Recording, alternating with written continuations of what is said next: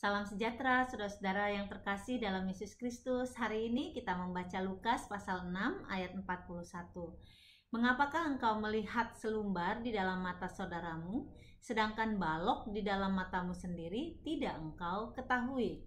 Saudara-saudara, ada dua kata yang disebutkan dan dibandingkan di dalam satu ayat ini, yaitu kata selumbar, karphos bahasa Yunaninya, dan juga balok atau dokos dalam bahasa Yunaninya. Karphos itu menunjuk kepada sesuatu yang kering dan kecil, seperti ranting yang kecil, yang serpihan jerami yang sangat kecil, atau debu, ataupun serpihan kayu atau serbuk kayu. Mungkin kalau kita bisa lihat dari pekerja mebel ketika menyerut kayu dan ada serpihan yang sangat kecil yang bisa diterbangkan oleh angin saking ringan dan kecilnya, itu adalah karphos. Dan dibandingkan dengan dokos, balok, yang sebenarnya merujuk kepada kayu yang sangat besar, tidak sekedar balok kecil, tapi kayu yang sangat besar yang dijadikan sebagai palang utama rumah-rumah orang Palestina. Kalau sesuatu kayu yang bisa menyangga atap sebuah rumah, jadi saudara bisa bayangkan betapa besarnya yang disebut balok di dalam ayat 41 ini.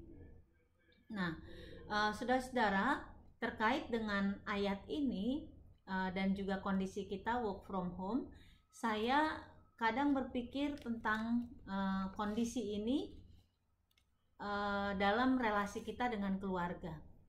Bagi keluarga yang sebelum pandemik mungkin tidak ada masalah yang berarti, bisa jadi waktu ini adalah waktu yang juga menjadi berkat di balik keadaan yang sulit, yaitu sesuatu yang sangat berharga yang dari dulu diharapkan bisa menghabiskan waktu bersama keluarga, dan itu diberikan oleh Tuhan kepada kita di balik situasi yang sulit ini. Jadi bisa jadi untuk keluarga yang baik, relasinya dengan sesama anggota keluarganya, ini adalah waktu yang menyenangkan. Tetapi bagaimana dengan keluarga-keluarga yang sebelum pandemik saja sudah sangat malas untuk saling bicara atau saling bertegur sapa? Saudara-saudara, hari ini kita belajar tentang adil di dalam melihat satu masalah dalam hidup kita.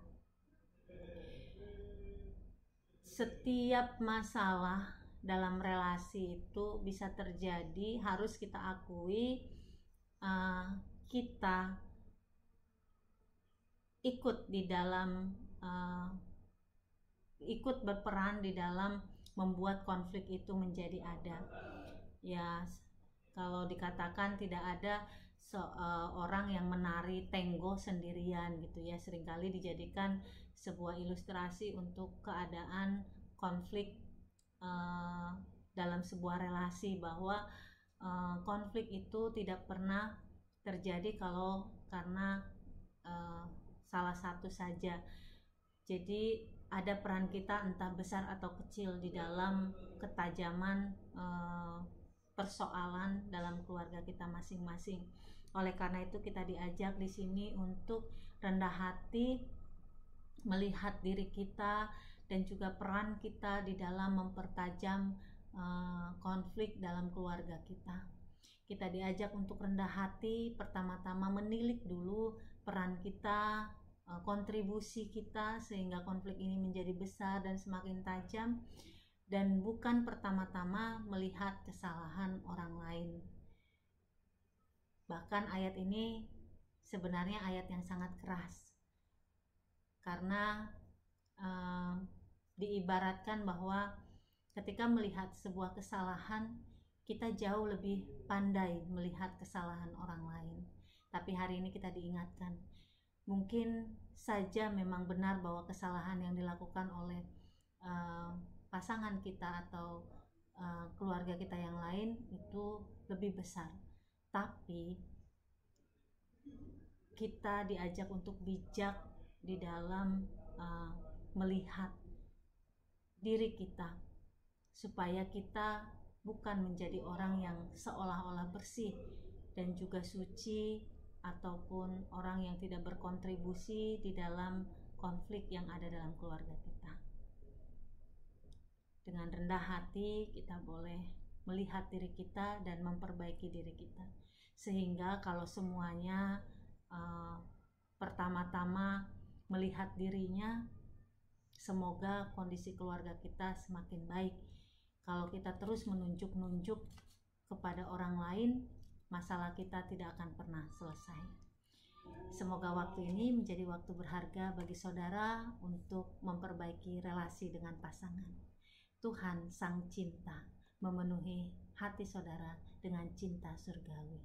Tuhan memberkati keluarga saudara dan keluarga saya. Amin.